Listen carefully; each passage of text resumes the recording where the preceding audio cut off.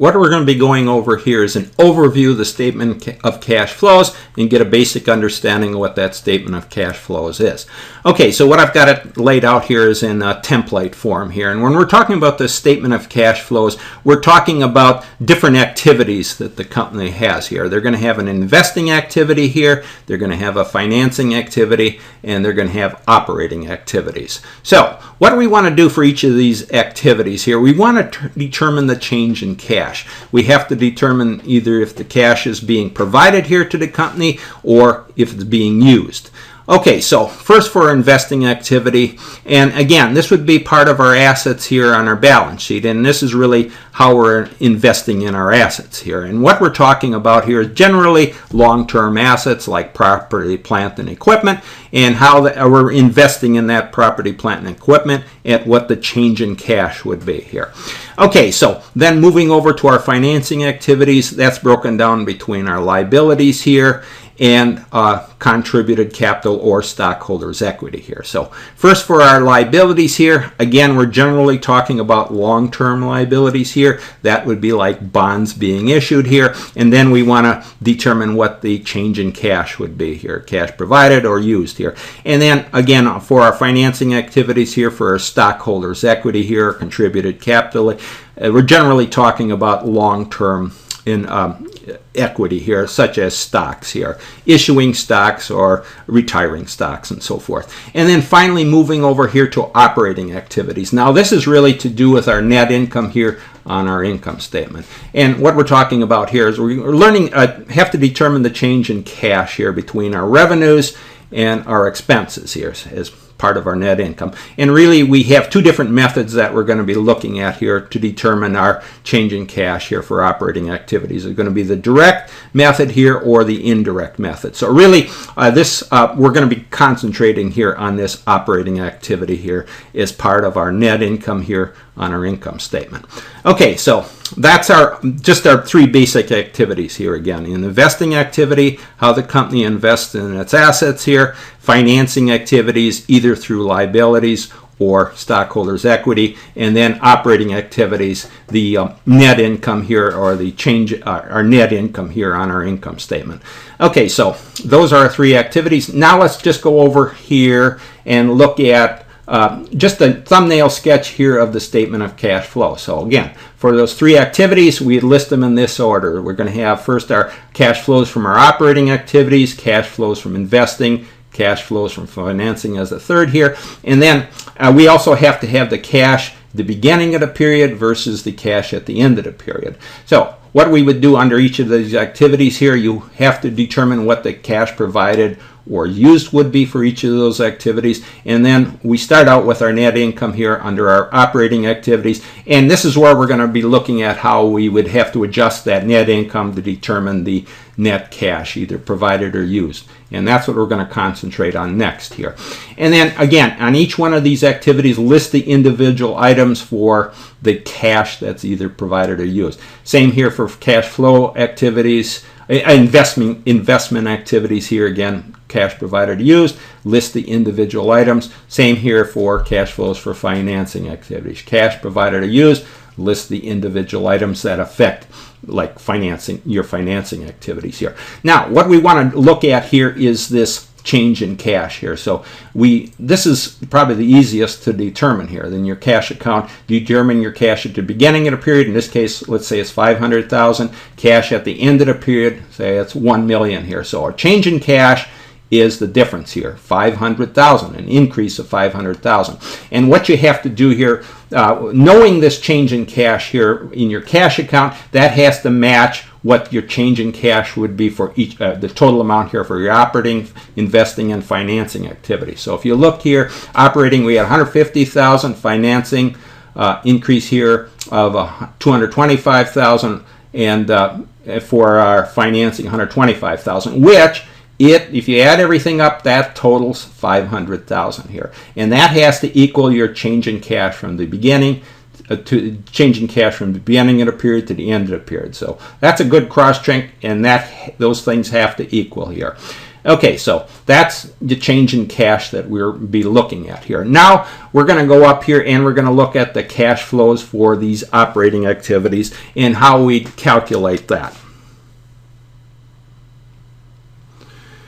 Okay, now this is where we're going to be looking at this statement of cash flows again for our operating activities, and we're going to compare the indirect versus the direct method to determine the cash flows. So first starting with our indirect method here again for operating cash flows, and remember that's part of that's really starting with our net income in this case. So net income, looking at revenue minus expenses, that's what we have here, and we have to adjust our net income here. And what we're going to be doing here is we just take our non-cash revenues and we have to subtract that from net income here, and non-cash expenses we'd add it back to our net income, and those then taking the total here, whatever your adjustments making to your net income, that would equal for your non-cash revenues, non-cash expenses, that's going to equal what affected your cash or your cash flow here for the operating activities. So the reason we're adding these non-cash revenue or subtracting the non-cash revenues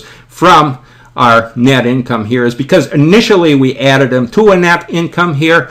Now we would have to subtract them out here, the non-cash revenues here, because those would not have anything to do with cash. So by subtracting them out here, then we just determine what the cash amount would be.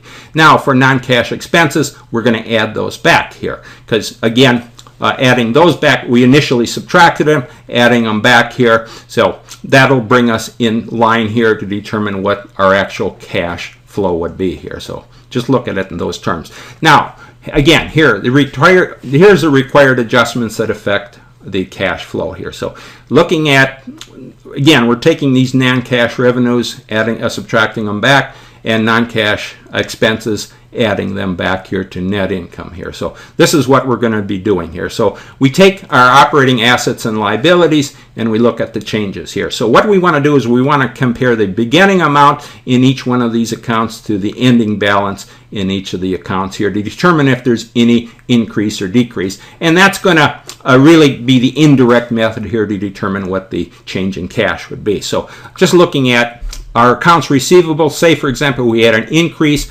What that is really telling us here is that we collected less cash for the period here. So again, we collected less cash here, so that would be a reduction to our net income here. Now, remember what I talked about here with our non-cash revenues, we would be subtracting them out here. So, but what I'm showing up, and again, that's a subtraction here. We had an increase in our accounts receivable, so it's a non-cash revenue, but we'd be subtracting it out under the logic here that an increase in our accounts receivable, we collected less cash for the period. And then looking at our inventory, same logic here. Say we had a decrease in inventory, then we collected greater cash here for the period. So we would be adding that back to our net income here. Okay, and then remember, just the opposite would be true here. So if you had a decrease in your accounts receivable, that would be that you collected more cash here. And then again, for inventory, if you had an increase in inventory, that would mean that you collected less cash here. So just look at what these are the adjustments that you'd have to make to your net income here. So for inventory, a decrease in inventory, you'd be adding that back here to your net income. Now looking at our accounts payable, say you had an increase in accounts payable, that means you paid less cash here for the period here. So that would increase your cash here, adjustment to your net income here. And then opposite would be true. And then looking at your expense payables here, say you had a decrease in your expense payable, that means you paid more cash for the period here. So that would be a reduction here in your cash. So that would be reduction here to your net income. So what you would do here, you look at your total cash flows for the period here, your adjustments to your net income, that's going to give your total cash flows here for the operations. So what you're really doing here, just looking at it here, if you're just looking at it in these terms here, if you have your assets here, if they're increasing, that means you have a reduction in your cash flow. If assets are decreasing, that means you have an increase in cash flow. So they're working in opposite directions here. Increases in your assets to your cash, or increase and decreases to your assets to your cash flow. Now, the opposite is true here for liabilities. So if you have an increase in liability here, that means you're going to have an increase in your cash flow, and a decrease in liability means you're having a decrease in your cash flow if you do the logic here. Now, just remember your liabilities here are working in the same direction here as your cash flow. Okay, so that's our indirect method here. A little complicated, but that's how you would handle it. Now, let's move down to the direct method here for our operating cash flow. So this is what you're going to have to do. You have to determine your cash receipts less your cash disbursements here. So first you start with you look at your cash collected from your customers here. Positive amount here. Cash paid suppliers would be a reduction, and cash paid for expenses would be a reduction. Again, totaling those amounts here, you're going to come up with your cash provided for operations here. Now, again, when you're using the direct method here, the net income and any non-cash revenues and expenses really are ignored in the calculations here. You're just looking at your cash receipts versus your cash disbursements. But what you want to do is determine if you have any what the cash is being provided or if it's being used here. So provided means you have an increase in your cash here, and used would mean you'd have a reduction in your cash. But using either the indirect method here or the direct method, your cash flow should be equal in either case. And I'm just showing it here. Cash flows from operations here, say for indirect method, say it was $500,000 here. So, and cash provided by operations here for the direct method, $500,000. Really, they have to be comparable using either method. Okay, so now let's go and let's look at this, our direct method here for determining our cash flows.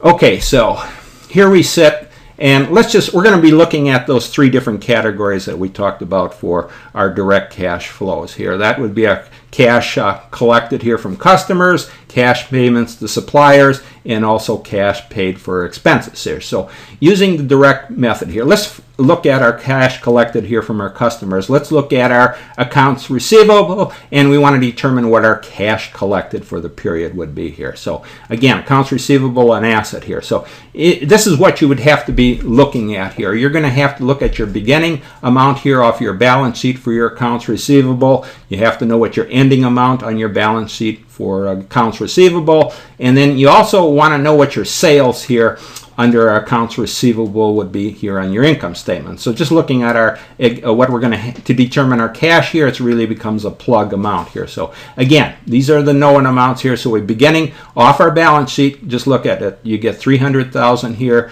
for accounts receivable beginning balance. Then we have for sales that go onto the income statement, we have $2,500,000 here, and then at the end of the period we had $340,000. Let's just say everything is in thousands here. So how do we get to our beginning balance and our sales to the end amount here of 340? Well, it just becomes a plug here. Your debits here, an increase in your accounts receivable, 300,000, and increase here in accounts receivable due to your sales, 2,500,000, and then you had to determine what your ending amount, you know what your ending balance would be. The plug becomes the cash collected here. So that would be what you collected here in cash, $2,460,000. So that's really how you get to determine what your cash amount is here, and that's using the direct method here. So we were able to calculate our cash here, knowing, again, look for whatever your beginning balance is on your, in this case, the balance sheet, whatever went over into your sales account here on your income statement, and then your ending amount here in the balance sheet, and to determine what, calculate what cash, in this case the cash collected, would be. Okay, so now let's go down here and look at our second category here, where we get cash payments to suppliers and specifically inventory here. Now this is really takes a two-step process here. So this is what you have to be concerned about when you're talking about inventory. So first off, you start with step one here, inventory, and you have to determine what the purchases would be. Again, remember, this is an asset here.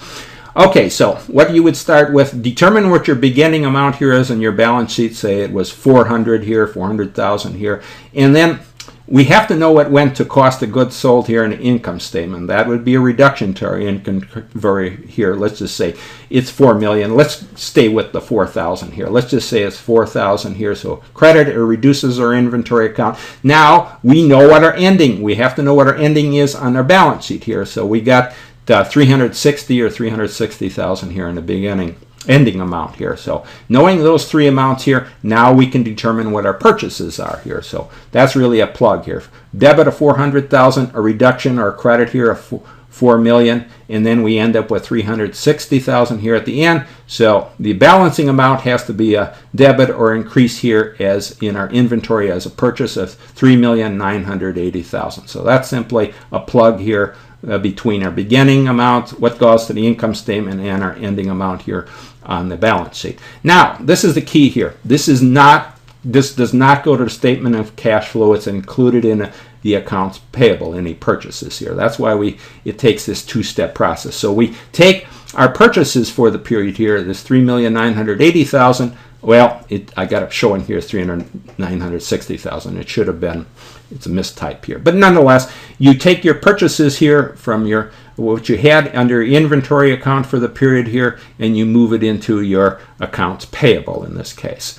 Okay, so again, this is where we have our step 2 here. We have to determine what our cash paid would be. Again, you start with your beginning on your balance sheet, accounts payable here. Again, remember that's a liability account here. Say it was a credit here of 40 or 40,000. Then our purchases for the period here, that would be under accounts payable. In this case, we paid for them on account here, 3,960,000. And then the ending on our balance sheet, we had 150,000 here for the period. So how we have to determine our balancing amount here to get down to our ending balance here on our balance sheet here. And that would have to be a debit or a reduction in our accounts payable here of 1,925,000. So that would be the cash that would have to be paid here. So that's how we got to determine our cash payments to suppliers for inventory. Just remember, you have to go back and you have to determine what your purchases would be here using this direct method here, and then taking those purchases, they have to be moved into your accounts payable, assuming they were as accounts payable here. So that is what you do here to determine your your cash amount here under accounts that was paid here under your accounts payable. Reduction in this case to accounts payable. Okay, and then finally let's move down here and let's look at for cash paid for expenses here. And really, again, we got two different separate categories here. We got our looking at salaries payable as a liability here, what the cash would be paid, and then prepaid expenses here, what the cash would be paid, and this is an asset account. So there's two different, we have to handle these in a different manner here, the past cash paid for expenses here, because we got both an asset account here and a liability account. So starting with our liability account here for our salaries payable, for example, again, we start out with our beginning balance here in a balance sheet. We have to know what that is. Say it was 20,000 here. Then again, we have to know what we incurred here that goes to our income statement here. Say it was 500,000, and then we have our ending balance here off our balance sheet of 30,000. So how we would get our cash paid here is simply a plug here, a balancing amount between our beginning amount here off the balance sheet was incurred here, 500,000. So to get down to our ending amount here in the balance sheet of 30,000, well, we have to have a debit or a reduction here in salaries payable, which was 490,000 in this case. And again, that would be what the cash would be paid here. Now, moving over to the case here on our asset account here for prepaid expenses here, again, cash paid. Let's just say we have to know the debit amount here, or we had a beginning balance, balance here off our balance sheet of 400,000, and then our expenses here that went to the income statement here for the period was 900,000, and then our ending amount off our balance sheet again 100,000. So the cash here paid was 600,000 here. Again, just a plug between our debits and credits here. So again, we had to know in all these cases here, we had to know what our beginning amount was off our balance sheet, and what, if any amount whatever went to the income statement here for the period, and then we had to know what our ending amount would be. And then it became a plug here between our debits and credits.